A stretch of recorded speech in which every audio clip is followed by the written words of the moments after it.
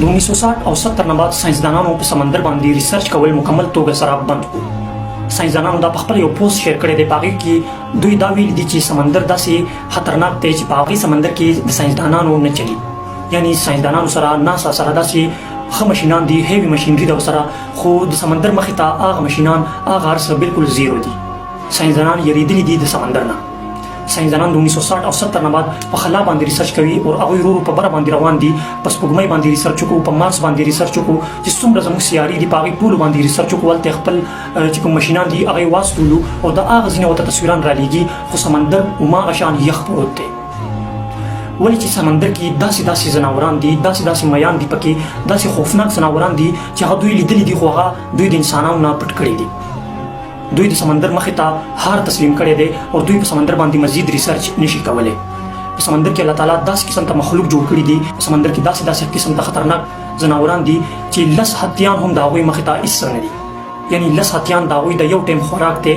داسې ځناوران دي په سمندر کې چې کوم زموږ مخې ته راغلی دی هغه بلو ویل دی، او بلو ویل داسې مایع دی، داسې ځناور دی چې د هغه لمبایي چې د هغه 100 فوټو نه واخلي د 200 فوټو پورې ده، او هغه د یو ورځ خوراک چې دی هغه 25,000 کیلو نه هم زیات دی.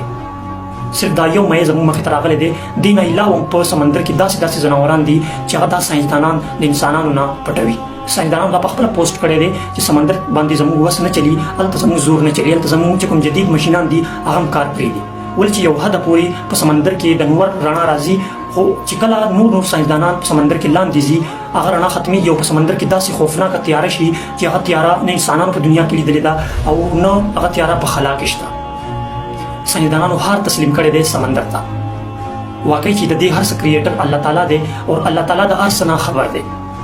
یعنی په دې سمندر کې داسې ځای هم شته چې هغې نه په هوا کې جاز هم سلامت نشي تللی. یعنی د هغې نوم چې کوم ساينسدانانو ورکړی دی هغه برمودا ټرای اینګل دی. یعنی هغه داسې خطرناک سمندر دی چې جاز بر روان وي نو هغه سمندر اوبه چې دي هغه جاز ځان طرف ته راکاږي او د هغې جاز هېڅ پته درک ونه لګي چې هغه جاز چېرته لاړو. یعنی په دې سمندر کې داسې رازونه پټ دي چې دا ساينسدانان یې زموږ نه پټوي، د انسانانو نه پټ کړي دي. د سمندر راز صرف الله تعالی ته پته دی. ساينسدانان په بره باندې روان دي، په خلا باندې ریسرچ کوي، خو سمندر راز چې دی، سمندر رازونه چې دي هغه ساينسدانان پټوي او په سمندر باندې د ساينسدانانو زور نه چلي. سمندر اوبه دومره خطرناکې دي، د سمندر لوړ دومره زیات دی چې دومره جدید مشینان هم د سمندر مخې ته هېڅ نه دي. واقعي چې د دې هر څه کریټر زما خالق دی، ستا خالق دی. د دې ساينسدانانو زور چې چېرته ختمېږي هماغه ځای نه زما د الله تعالی زور سټارټېږي او د الله تعالی قدرتونه د هغه ځای نه سټارټېږي. په دې سمندر کې داسې ځناوران دي چې د انسانانو سوچ کار پرې دي چې هغه ځناوران کله انسانان وګوري.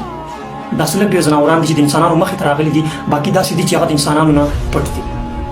دا ویډیو خامخا مخکې شیر کړئ د اصلاح په تور سره.